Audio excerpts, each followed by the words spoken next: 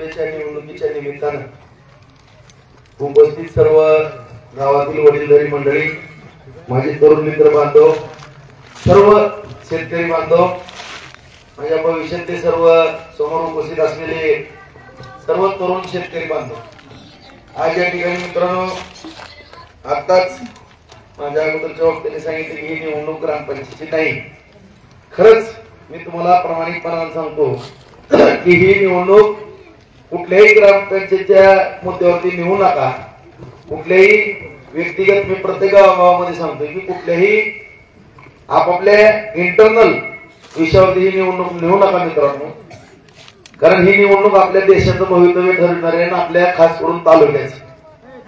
जर ह्या निवडणुकीमध्ये आपण चुकलो तर 25 वर्ष तालुक्याचं वाटोळ झालंय, पुढे पण अडचण आपल्याला 100% निर्माण होऊ शकते. आणि एका पिढीला फार मोठा धोका झालाय.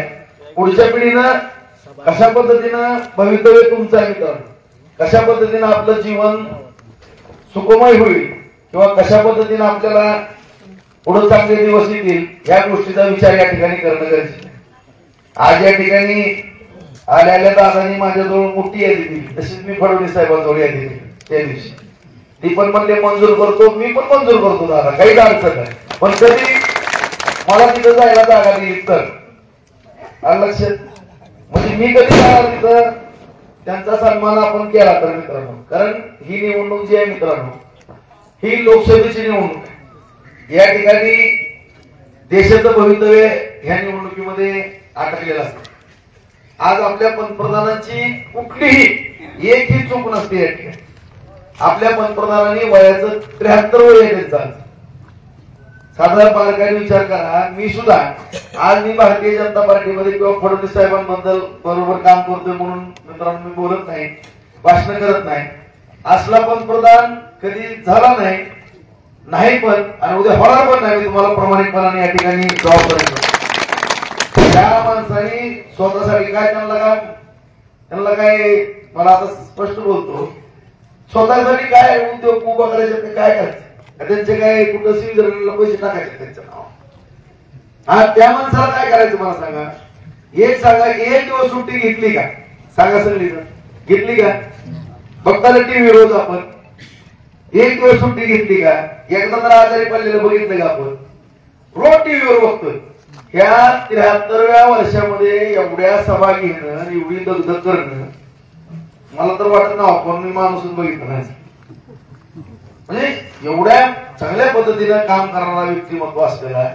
आता मी मध्यंतरी सगळ्या आपल्या गावाच्या बैठकी झाली, आमच्या दादांना, पोरींना, तुला सगळ्यांना, रजभूला, काय चेअरमन साहेबाला सगळ्याला वाईट वाटलं असं की मी थोडं काय तडकाफडकी, काय माझा स्वभाव आहे, मी काय प्रेमळ माणूस पण तेवढा आहे, मोठ्या मनानं काम करणारा पण कार्यकर्ता आहे, आणि सगळ्या गोष्टी चुकायला लागल्या तर सांगणार पण आहे, आणि चांगल्या केल्या तर कौतुक पण करणार आहे.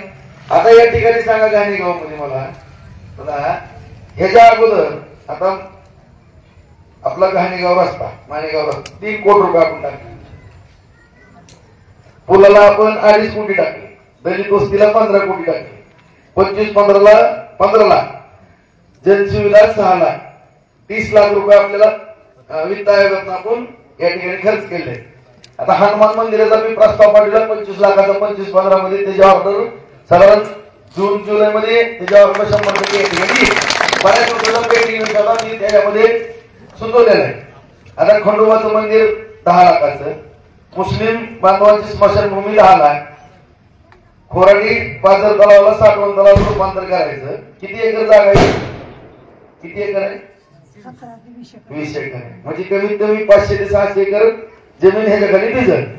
मागासवर्गीय बांधवांकरता स्मशानभूमीचं कंपाऊंड आणि शेड कंपाऊंड गेट, आणि आपला घाणेगाव ते काळेगाव रस्ता. आता माणेगावचा तर रस्ता चालू आहे, आता घाणेगाव काळेगाव रस्ता, ह्या सगळे विषय. बरं, आणखी नाही का सभागृह? ठीक आहे, ती पण देतो. ह्या 2 ते 3 वर्षात तुमची ही सगळीच यादी पूर्ण करून देतो. तुम्ही काय करणार मला सांगा, काय करणार आता सांगा बरं. किती देणार?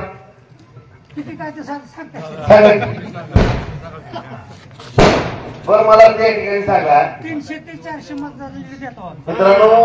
आज हा पाझर तलाव त्याला आपण साठवण तलाव मध्ये रूपांतर करणार आहे. या तालुक्यामध्ये तुम्ही साधारण बघा, आता वेळ लई कमी आहे, मी बोलायला काय तास-तासभर बोलत तुम्हाला पूर्ण तुम्ही सुद्धा म्हणता की भाऊ तुमची तळमळ किती. आज मित्रांनो 1996 ची योजना आपली उपसा सिंचनाची, बरोबर आहे. आज त्या योजनेला फक्त 5 किंवा 10 कोटी रुपये बजेट मध्ये यायचे. किती? 5 ते 10 कोटी. मी एकदाच 20 कोटी रुपये गेल्या वेळेस आमदार असताना आणले. तर त्या मोहिंजेच्या सगळ्या शेतकरी बांधवांनी पिंपरी या भागातल्या सगळ्या अक्षरशः एक कमीत कमी 20-25 गुंठ्यामध्ये सगळी फुलाची रांगोळी काढली आणि मी गाडीला आलो माझं स्वागत केलं. किती? 20 कोटी रुपये, 20 कोटी आणले. तर मग एका टॉयलेट 700 कोटीची मंजुरी या ठिकाणी आपण आणली, एका टॉयलेट. आणि आणली 350 कोटीच्या निविदा काढल्या, काम चालू आहे, 70% काम पूर्ण झाले. सगळे उपळाई खांडूचे पाहुणे रावल्याला फोन करा, 60 बॉकलेल्या जातात. लय झालं 1 वर्षाच्या आत, 1 ते 1.5 वर्ष लय झालं, आधी 1 वर्ष 12,550 हेक्टर जमीन भिजणार आणि ती 12 महिने भिजणार. आज तिसरा टप्पा डाळेपिंपळगाव धरणामध्ये पण पाणी पडते. तावडीच्या तलावात 1 वर्षात पाणी येते. तिथनं खामगाववरनं डाळेपिंपळगावचं थोडा तरी फायदा नांदेगावला होईल ना. कुणाच्या लेकर बाळात चांगलं होणार आहे मित्रांनो, ह्याच गावात होणार आहे चांगलं, बार्शीच होणार आहे ना. आज 37 साठवण तलाव मी आणले, त्यातली 35 साठवण तलावाची कामं चालत. लाडोळ्याला जावा चहा प्यायला कुठंतरी एक गाडीने जावा, बघा किती पाणी साठले. ती बाजारचा साठवण तलाव केलाय. पांढरीला जाऊन बघा, संगमनेरला जाऊन ती पूर्ण झाल्यात पाणी साठले म्हणून बघा म्हणतो मी. काय परिस्थिती आहे बघा. तुमचं सुद्धा 25-27 एकर जमलं तर कमीत कमी 500-600 एकर जमीन भिजू शकते. आणि अशा रीतीने आणखीन एखादी साईट असली तर मला सांगा. आणि त्या ठिकाणी नागझरी भोगावतीवरती आपण किटवेल केले, साठवण तलाव करतोय आपण. उपसा सिंचनचं पहिल्या टप्प्यात 12,550 हेक्टर क्षेत्र, तिसऱ्या टप्प्यात आपलं दुसऱ्या टप्प्यात 12,550 हेक्टर क्षेत्र आणि तिसऱ्या टप्प्यामध्ये 6,000 हेक्टर जमीन आपली वरिताखाली. आणि घोरवाडीवरती 9 किटीवर केल्यावर 12,500 ते 15,000 एकर जमीन त्या ठिकाणी वरिताखाली येणार. नागझरीवरती परत हिंगणी, जवळगाव, बाबळगाव, ढाळेपिंपळगाव आणि पाथरी प्रामुख्यानं ह्या सगळ्या मध्यम प्रकल्पांनी साठवण तलावातनं पीडीएफनं पाणी जाणार आहे, सगळं पाईपलाईनद्वारे. त्याच्यामुळं जिथं आता उदाहरणार्थ 100 एकर जमीन दिसते ना मित्रांनो, तिथं मी 200-200 एकर जमीन विजणार, एक थेट पाण्याचा वाचवणार. इस्रायल पद्धतीने आपण या ठिकाणी त्या पाण्याचा वापर करणार आहोत. अत्यंत नियोजनबद्ध या ठिकाणी पाण्याचा वापर असतो. आज बागायत क्षेत्र वाढून प्यायला पाणी नाही लागलं, प्यायच्या पाण्याची मांदी आहे. आज कसं म्हणते जेवढ्या आमच्या गावात 50 पोराची लग्न झालेलं त्यांच्या काय चला बागायत शेती नाही, तुमचं उत्पन्न नाही, 25 एकर जमीन आहे, वसाळ माल रान आहे, त्या माळावरती काहीच येत नाही, काहीच पिकत नाही. पाणीच नाही तर पिकतच नाही, पिकत नाही तर उत्पन्न नाही, उत्पन्न नाही तर बंगला बांधायला त्याला चान्स नाही, एखादी मोटरसायकल घ्यायला चान्स नाही. नुसतं आपलं पारावरती बसून मोबाईल खेळत बसतं, दुसरा उद्योगच नाही. कोण पोर गेली त्या 25 एकरामध्ये टेम्पोररी आपला सालाचा घरी जरी असला ना मित्रांनो, तरी त्या मालकाला 25 एकराच्या धान्याच्या पोराला पूर गेल्या नाही, एवढं तुम्ही लक्षात ठेवा. ज्याची 5 एकर जमीन आहे ना बाग आहे, ज्याला 10-20 लाख रुपयाचं वर्षाला उत्पन्न होतं, ज्याचा बंगला आहे, त्या 5 एकरवाल्याला कुणी पण पूर गेली. ही परिस्थिती नीट समजून घ्या सगळी तालुक्यातली माणसं. आज कोण पण मुद्दा करतोय, आरक्षणाचा मुद्दा आहे, ह्याच जातीचा आहे, त्याच जातीचा आहे, ही महाराष्ट्राचाच आहे, ही धनगर समाजाचा आहे, ही मुस्लिम समाजाचा आहे, हे याचाच आहे. नका बाबा तसं करू. ज्या गोष्टी छत्रपती शिवरायांनी पण सगळ्या जाती धर्माला बरोबर घेतलं, हिंदू स्वराज्य निर्माण केलं. डॉक्टर बाबासाहेब आंबेडकरांनी घटना सांगितली कशा पद्धतीने आपण पुढे जीवन जगायला पाहिजे, सगळं दिले. ते कोण म्हणतंय कोणाला अधिकार नाही? सगळ्याला अधिकार आहे. आज या ठिकाणी मराठा समाज बांधवाला त्याचे हक्क मागण्याचा अधिकार आहे, दलित समाजाला त्याचे हक्क मागण्याचा अधिकार आहे, मुस्लिम समाजाला अधिकार आहे. आज आता भारतीय जनता पार्टीचं सरकार आहे. मग मी मुस्लिम समाजाचा मेळावा घेतला, त्या ठिकाणी 5,000 घरं शहरामध्ये दिली, 5,000 मधली 1,000 घरं मुस्लिम समाजाला दिली. आता त्या मुस्लिम समाजाला मोदी साहेबांच्या विरोधात बळी पडत. पटेल साहेब तुम्ही समशाला विचारा, मी बोललो आणि तिथं आता परांडा रोडला रस्ता केलाय, 75% मुस्लिम वस्ती. आता जाताना येताना तिथं लिहिलंय का मुस्लिम समाजाने या रोडवर जाऊ नये. ज्या माणसाने विकास केला किंवा ज्याच्या जीवावरती आपल्याला विकास करायचा मित्रांनो, तो खरा महत्वाचा पार्ट आहे. सगळ्यात तुम्ही हेच बघा, फक्त पोटाचं काम झालेच बघा, ह्याच्या ती मिळतच राहणार आहे. सगळ्याला आपल्या घटनेतनं तरतूद केलेलं आहे. प्रत्येकाला शेतकऱ्याला मागणी करायचा अधिकार आहे, दलिताला आहे, मुस्लिमाला आहे, हिंदूला आहे, सगळ्याला, ख्रिश्चन सगळ्याला आहे. कोणाला नाही असा विषय नाही. तो लोकशाहीच्या पद्धतीने आपलं आंदोलन करून प्रत्येक हक्क आपल्याला घेण्याचे सगळे अधिकार या ठिकाणी दिले आहेत. परंतु देत असताना त्याच्यामध्ये सुद्धा काही गोष्टी आहेत मित्रांनो. आज आदरणीय नानांबरोबर मी काम केले या भागामध्ये. नाना नेहमी विरोधी पक्षामध्ये असायचे, शेतकरी कामगार पक्षामध्ये मोठमोठ्या चळवळी. मला आठवतं की मोर्चा नानाने काढायचा म्हणलं तर आजल्या दिवशी सगळी मार्केट यायला द्यायची. भाकरी सगळी जुनी माणसं आहेत का मोर्चा येणारी, याला झोपायची सगळी जण, सकाळी तोंड बिंड द्यायची, सगळी भाकरी सोडायच्या, तहसीलवर मोर्चा. सातत्याने विरोधी पक्षामध्ये आयुष्य केलं. मी आमदार जुन्या 4 ते 9 मध्ये झालो, 2 वर्ष सत्तेत मिळाली, चांगला निधी आहे. आता पंतप्रधान नरेंद्र मोदी साहेबांच्या मार्गदर्शनाखाली शिंदे साहेब मुख्यमंत्री झाले, फडणवीस साहेब उपमुख्यमंत्री झाले, अजित एवढा लाभ त्यांनी केला. कारण विरोधी पक्षात फडणवीस साहेब असताना मी पाठिंबा दिला, उलट्या प्रवाहात पाऊल होतो आणि त्याची जाणीव त्यांनी ठेवली. आणि मला पण मी 2,500 कोटी म्हणायचो मित्रांनो. सगळ्या मी त्या दिवशी साहेब आल्यानंतर कॅल्क्युलेटरने हिशोब केला. सगळं महिला बचत गटाला दिलेले 150 कोटी रुपये, घरकुलाचे, शहरातल्या 5,000, ग्रामीणमधल्या 5,000, सगळे रस्ते, गटारी, साठवण तलाव, उपसा सिंचन, बार्शी, नगरपालिकेची पाणी पुरवठा योजना, आपल्या जलजीवन मिशनच्या सगळ्या गावगावच्या योजना, सगळे पूल वगैरे सगळी बेरीज काढली. 4,000 कोटीची बेरीज निघाली. माझ्या स्वप्नात पण हा आकडा कधी बघितला. आता मला सांगा आणखी काय द्यायला पाहिजे आपण. आणि भविष्यामध्ये ते देण्यासाठी नाकारतच नाहीत ना. आता या ठिकाणी राजीव तुम्ही सांगितलं, या ठिकाणी 100% मला मान्य आहे की ज्यावेळेस सरकार चालवत असतात किंवा एखादं कुटुंब चालवतो आपण, 4ही भावाला तुम्ही सामान वापरून देऊ शकत. कुठेतरी एखादा कमी जास्त प्रमाण होतच. चौघाच्या चौघाला सारखं 24 तास तुम्ही जर असं ठेवणारा आईबापनी तर बघितलेच नाही, कुणी ठेवू शकत नाही. एकदम समान कुठेतरी एखादं डाव होतच. तसं आता सोयाबीनचं काढायचं थोडं झालं, कोण नाकारते. आज मला या ठिकाणी सांगा, अतिवृष्टी, सततचा पाऊस, हे तर आठवते, विसरली सगळी. पीक विमा रुपयात ती मिळाला, दुष्काळाचे पैसे मिळाले, फळबागाचं अनुदान 19 कोटी आणलं, 422 कोटी रुपये 2019 ते 2024 आणले. सर्च करा मित्रांनो, करून आणू आकडा बघा. खोटं निघलं घरी जाऊन बसतो. फक्त 62 कोटी पाडायची राहिल्या, ती पण पडते. आणि कोण म्हणते तुमचा आमदार झटत नाही किंवा कोण म्हणते वरचं लक्ष देत नाही.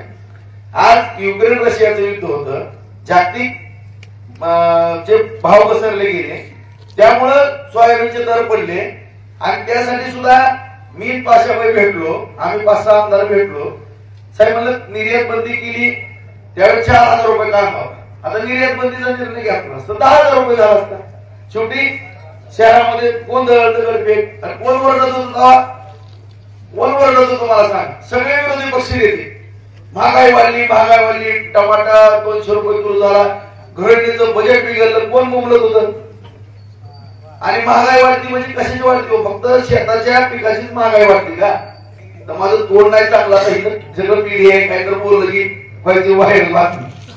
आपल्या जर शेतातले काय भाव वाढले तर त्यांच्या पोटात दुखतं का काही जणांच्या. असं आहे का. आज मला सांगा, एखादी गाडी 25 लाखाची गाडी 50 लाखाला झाली, कोण बोलतोय का. आज एखादं कोलगेट असेल, ब्रश असेल, बघा कपडे असतील, बूट असेल, चप्पल असेल, सगळ्या वस्तू बघा आज दुप्पट तिप्पट चौपट किमती झाल्या. कोण तर वरत का. गपचूप जाती घेते. तुम्ही आम्ही सुद्धा घेता, बेल्ट घेता, काय जी असेल ती घेतात सगळी. कुणी तर काय त्याचा विचार केलाय का. फक्त वरटते कधी नीट बारकाई तुम्ही बघा. आणि विरोधी पक्षात वरटत बघ. महागाई वाढली कधी. आता टीव्हीला 2 दिवस झालं पट्टी, डाळीचे भाव गगनाला भिडले. टीव्हीवर बघितली का. आता हरभरा डाळ साधारण 76-77 रुपये झाली. तुरीची माझ्या माहितीप्रमाणे 150 रुपये असेल. खाऊ वाटली खाय ना, नको खाऊ. कुणी तुला खायला सांगितली, डाळ खायला नको खाऊ, कांदा खा, भात खा, फक्त तेवढंच. एवढी बोंबलायचं काय कारण आहे का? आता उडीद 10,000 रुपये झाला तर लगेच पेन्शन, आणि ह्याच्यामुळे हीच ओरडते. फक्त अन्न धान्याचे भाव वाढले ना मित्रांनो, हेच ओरडते. ओरडल्यानंतर शेतकरी वर्ग एका बाजूला होतो, मध्यमवर्गीय वर्ग शहरामध्ये असतो, गोरगरीब असतो, आणि त्यांचं बजेट बिघडलं म्हणून कारवाई करायची. शेवटी कुणाला राजकारण करतोय म्हणजे बॅलन्स ठेवण्याकरताच करतोय. आता निर्यात बंदी झाली, मी पण शेतकरी, मी पण व्यापार करतो, शेती करतो, सामाजिक कार्य करतो, आणि त्या ठिकाणी नुकसान झालं शेतकरी बांधवाचं, मान्य आहे. त्याच्याबद्दल नाकारण्याचा प्रश्नच उद्भवत नाही. ही भाव कमी जास्त झाली की माझे पहिले फोन असतात, पाशाभाई पटेल आणि मी ह्याच्यावरती जास्त काम करतो. सोयाबीनचं भावाचं सांगितलं, त्याचा अहवाल आला, 4,000 कोटीची तरतूद केली नुकसान भरपाई द्यायला. माहिती आहे कॅबिनेटला केली का नाही ती तर माहिती आहे सगळ्याला. कांद्याच्या बाबतीमध्ये सुद्धा बोललो, साहेब आपल्याला कांदा उत्पादक शेतकऱ्याला पैसे द्यायला लागते. कोण म्हणते राजभाऊ देत नाही म्हणजे?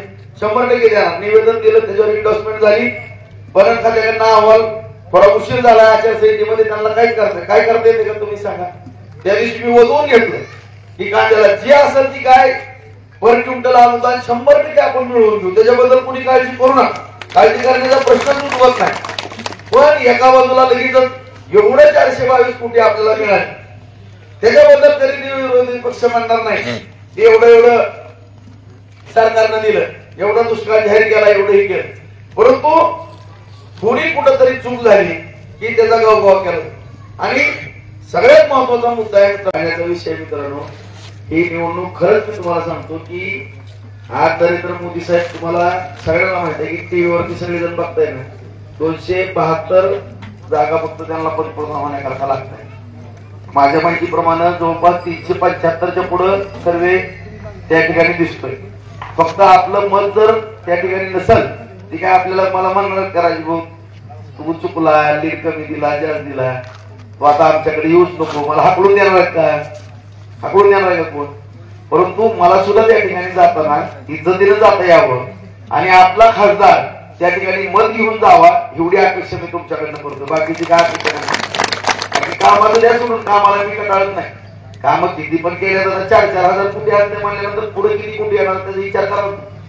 पाणी किती होणार आहे, उद्या आता कारखान्याचा विषय आर्यन सुरू केला आपण, डीसीसी बँक आपल्या ताब्यात दिली, आता संतनाथ कारखाना उद्या होणार आहे का? मला माझी एकट्याची ताकद आहे का? कुठला तर वरचा वर हस्ता असेल तर मी करण. आता उद्या MIDC वायराला 150 एकर मध्ये करायची म्हणून वायर बार्शीची MIDC चांगली, आता लाईट आली, पाणी आलं, कारखाने उभारायला लागले, काय 2-3 हजार कोणाला काम मिळत, बागायची जमीन होईल, एक जण नोकरी करण, एक जण शेती करल, प्रपंच चांगला चलन, त्यांचं कुटुंब चांगलं चलन, 2 टाइम खाऊन पिऊन सुखी राहते माणसं. वैराला कारखाना चालू राहील, काही जणांना नोकऱ्या मिळतील, MIDC कारखाने उभं राहतील, काही जणांना नोकऱ्या उभं राहतील. आता गांधीला सोयाबीनचा प्लॅन करावा लागला, आणखी दोघाला मी करायला लावा लागलो.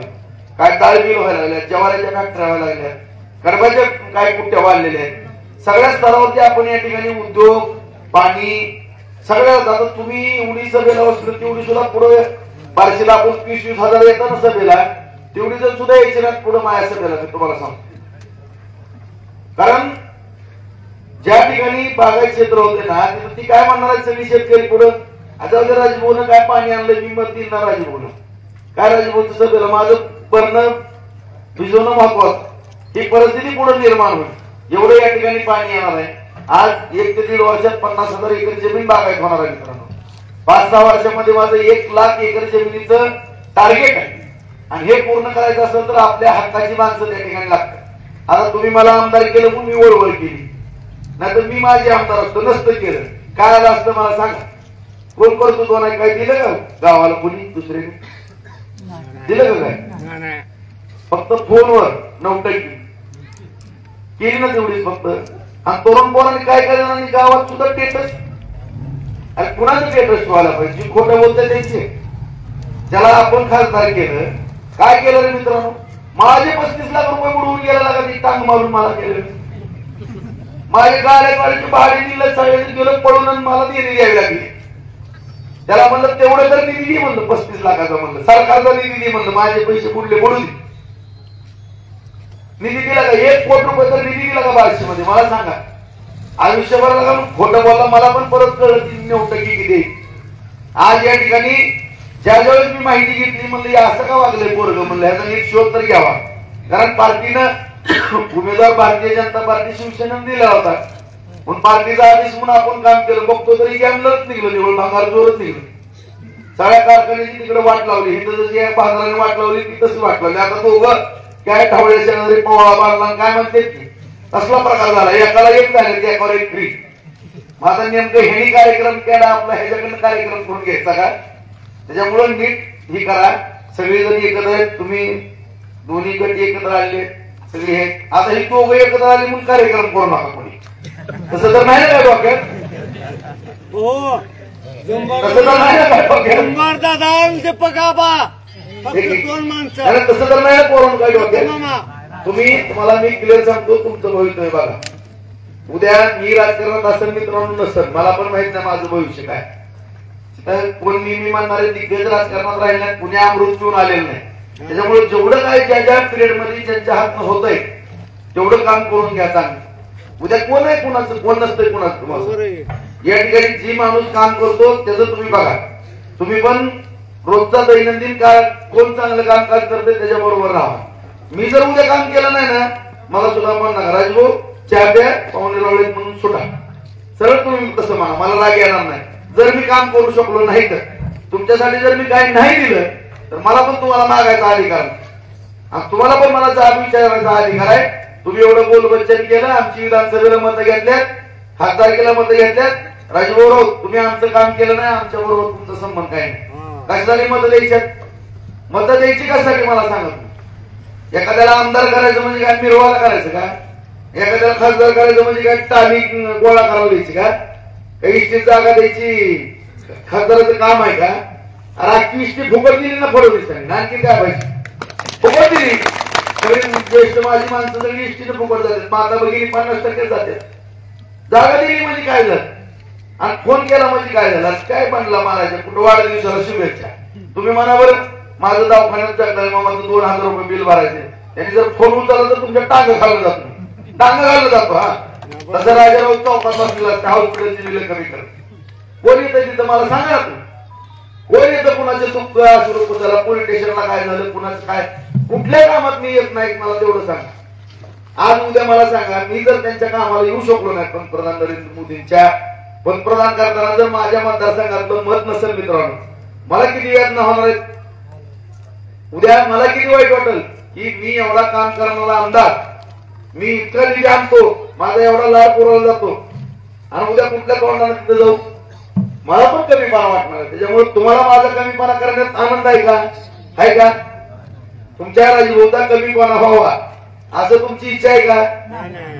मग माझी हात जोडून विनंती, अजिबात कुठला तुमचा जर मी कमीपणा तालुक्याचा कधी होऊन गेला ना मित्रांनो, कधी मी वाईट वागलो, चुकीचं वागलो, तुमच्या आमदाराचा जर कधी पाय घसरला तर मला आयुष्यात माफ करू नका.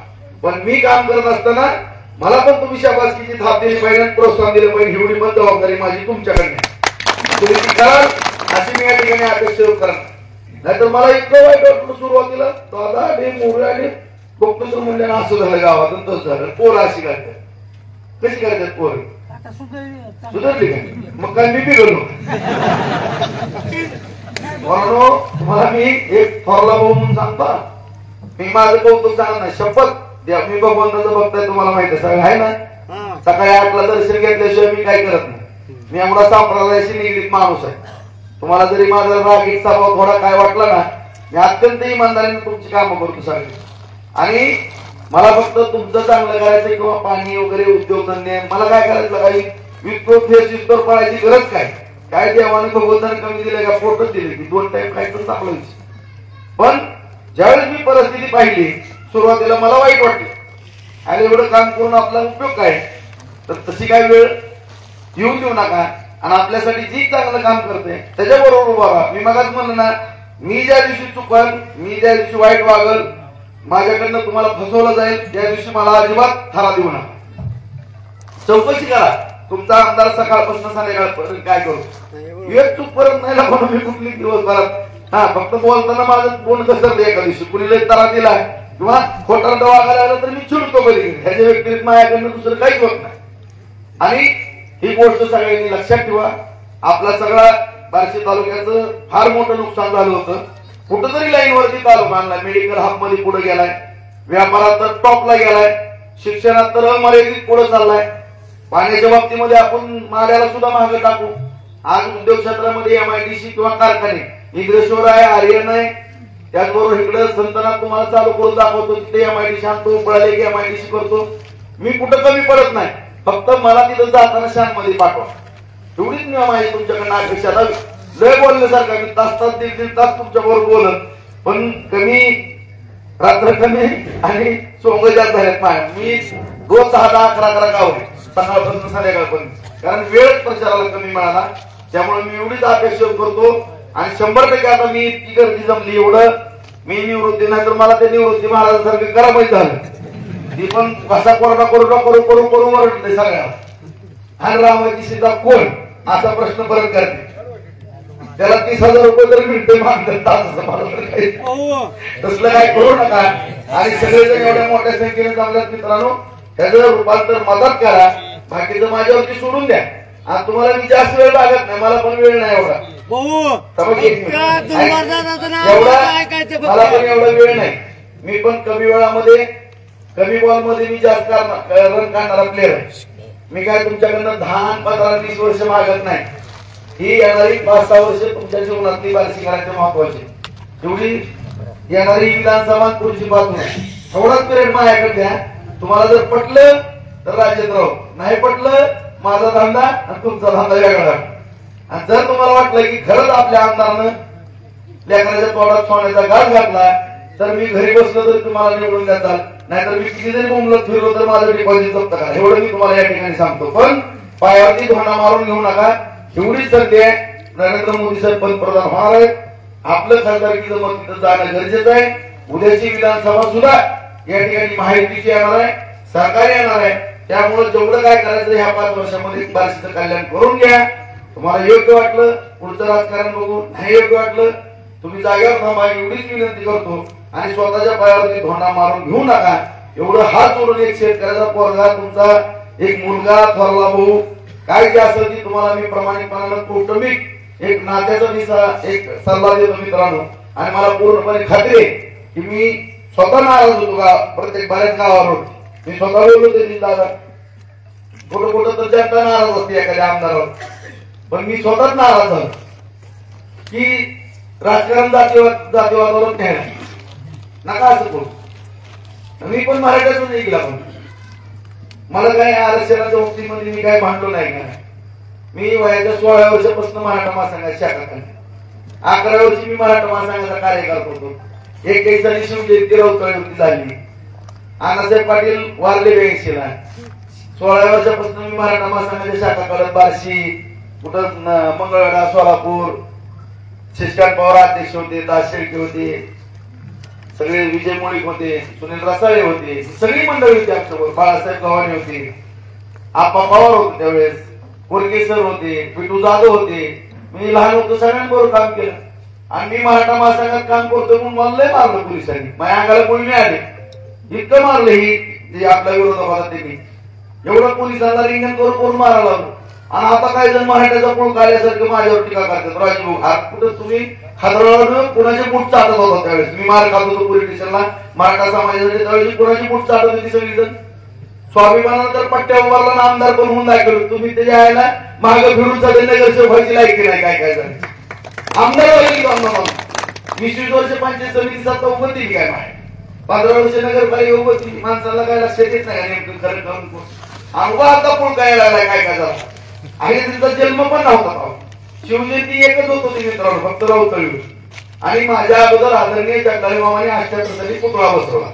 काय होतं बार्शी मध्ये, आज भगवा झेंडा जर हातात घेतला ना, जणू काय आम्ही पाकिस्तान मध्ये असा दात आमच्या राऊतवाड पाकिस्तान मध्ये असल्यासारखं टार्गेट केलं आम्हाला. तवाचे दिवस आठवायला पाहिजे खऱ्या अर्थानं, काय हाल भोगले तर काय केलं त्यावेळेस.